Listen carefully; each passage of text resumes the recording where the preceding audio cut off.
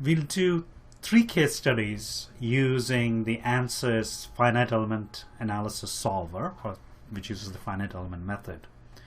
And before we get into the ansys finite element solver, we need to understand the major elements of what's under the black box so that we can move beyond just pushing buttons and use the tool effectively. In particular, we need to understand the strategy used by the finite element tool to solve whatever mathematical model we give it, and what are the errors introduced in the process, and how do we decrease these errors. And I'm going to present these ideas from the perspective of the tool user rather than the code developer.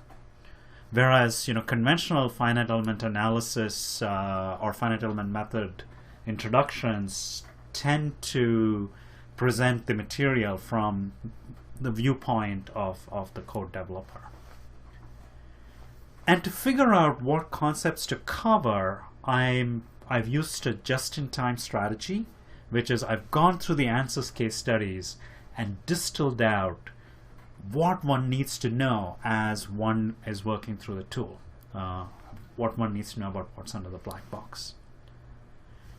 And I'm going to present these ideas intuitively and visually, so I'm not going to do the derivations rigorously, but intuitively, so that by thinking in an intuitive and visual way, I found that when I'm in the tool, it's effective to figure out what the tool is doing, how do I reduce errors, how do I fix problems, and so on.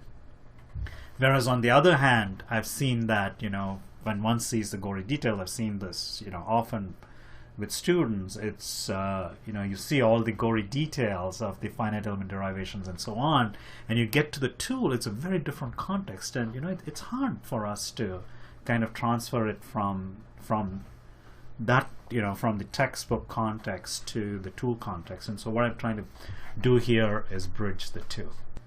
We will discuss the big ideas in finite element analysis by considering a simple example: one-dimensional heat conduction in a bar. More complex examples that we'll be doing in the ansys tool are based on these ideas. And we'll come back to these ideas as we are solving problems in ansys. They form the building blocks of the finite element method. So it's important that you understand these ideas well to use the tool effectively. Let me go to my PowerPoint slide. Here's the simple problem that we'll consider.